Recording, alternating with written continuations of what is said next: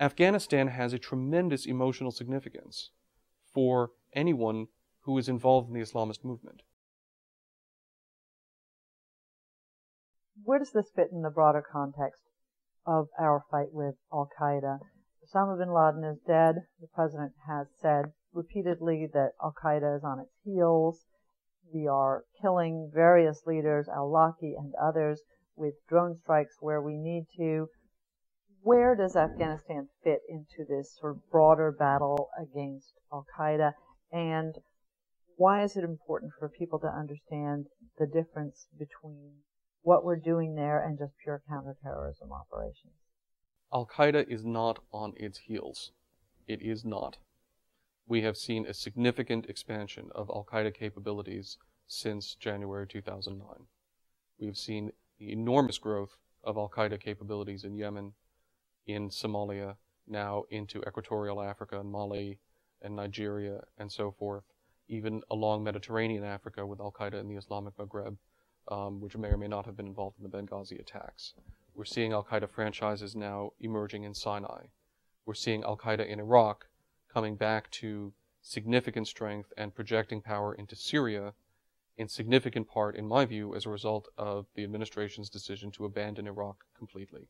So around the world, we see a very significant growth of Al-Qaeda franchises and their power, and some of them, like those in Yemen, have been trying to attack the United States.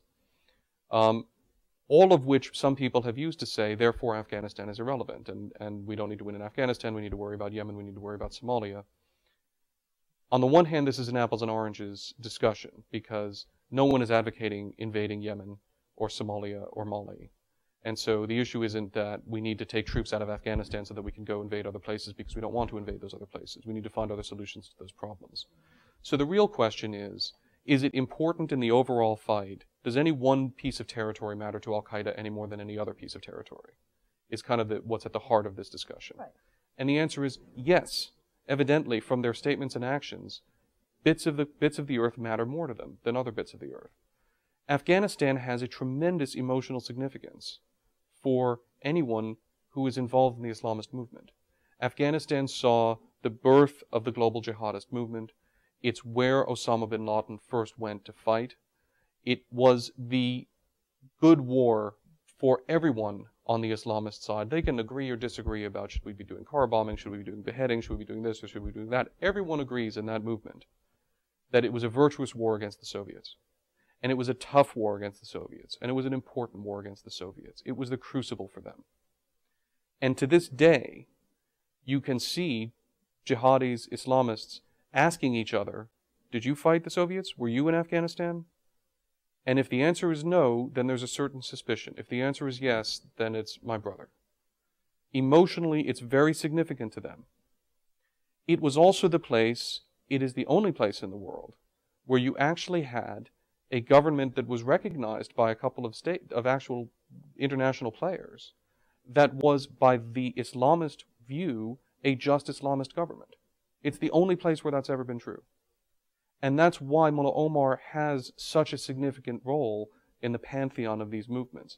It's why Osama bin Laden swore allegiance to Mullah Omar, not the other way around.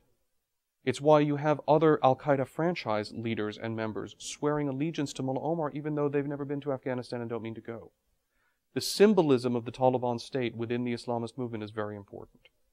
The symbolism of Afghanistan as a homeland from which Osama bin Laden planned the 9/11 attacks, where he got his start. The symbolism of the Haqqani network, which has been fighting against the Soviets and then with the Taliban and then against us for 30 years in Afghanistan, is all incredibly important. In a certain sense, with all of the rise of Al-Qaeda franchises around the world, withdrawing from Afghanistan and returning it to, allowing it to become an Al-Qaeda safe haven again, would be restoring the crown jewel on top to crown and complete success that the movement sees that it's having around the world. Winning enough in Afghanistan, succeeding in Afghanistan, will not stop the advance of Al-Qaeda in other parts of the world. Failing in Afghanistan, being defeated in Afghanistan, and those are the terms in which they will see it, will be a tremendously powerful, motivating force and incentive to allow the entire Islamist movement, and Al-Qaeda in particular, to say, we've come all the way back, and we're even further than we were before. And we should be energized now to do what we've always said we wanted to do, which is carry the fight to the West.